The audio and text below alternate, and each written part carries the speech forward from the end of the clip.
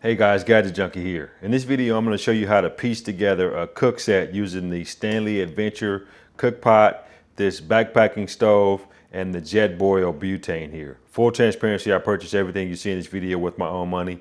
None of this is sponsored.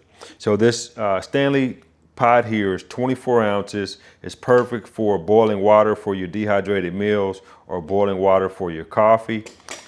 Features a fold-out handle that doubles up as a lid lock. It's got a lid with the pour spouts on the top of it there.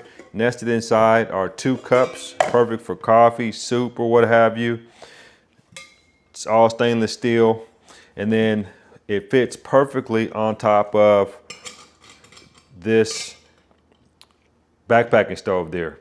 So, obviously you got your butane. This here is self-lighting. It does have a igniter here, so you don't have to have a secondary light source to get this all going. Once you're done with it, everything kind of nests back inside.